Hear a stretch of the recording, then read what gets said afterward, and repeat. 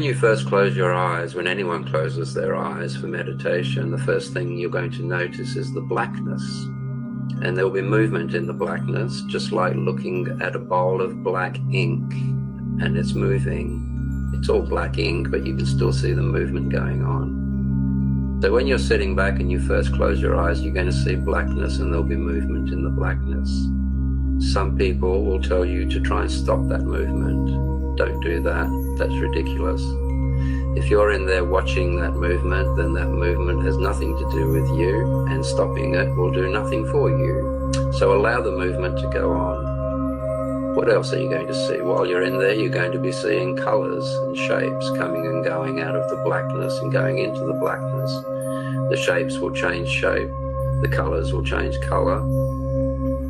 But do nothing about that.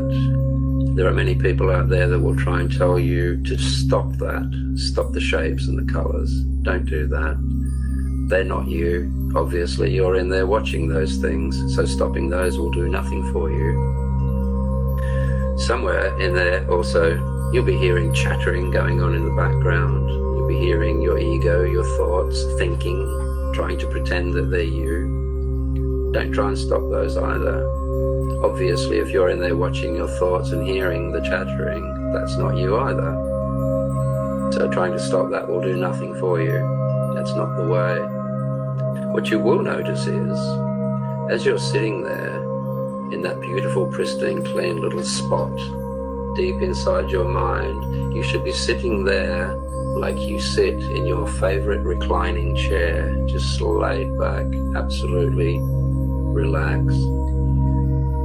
So you're sitting there in stillness, and around you is the movements, chattering, thoughts, talking, voices, ego pretending to be you, chattering in the background, shapes coming and going, aches and pains and itches of the body coming and going around you. You at this point should be the eye of the storm. Just sit there, and in the eye of the storm, it is pristine, clean, quiet, still, beautiful, pristine, clean sky above, and nothing is happening.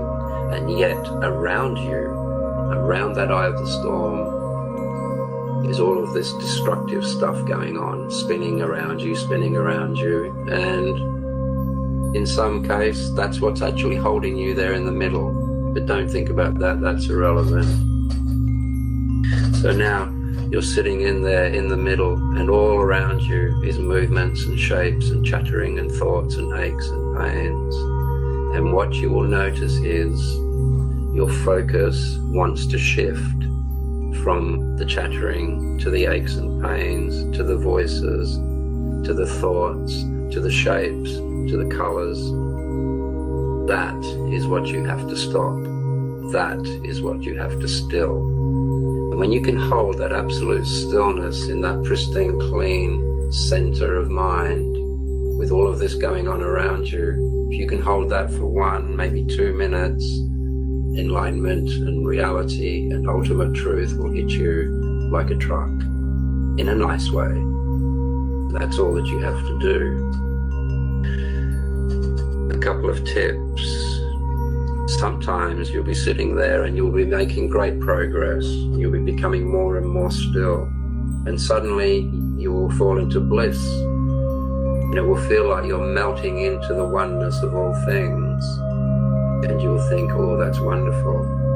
What's just happened there is you've shifted into the wonderful feeling of melting into the all. That was a trap.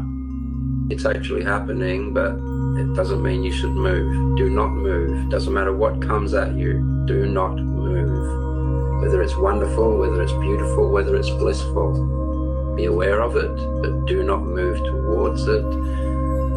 That can be a trap, obviously. So don't do that.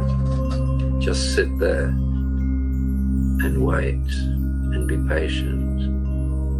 It will happen. That is meditation.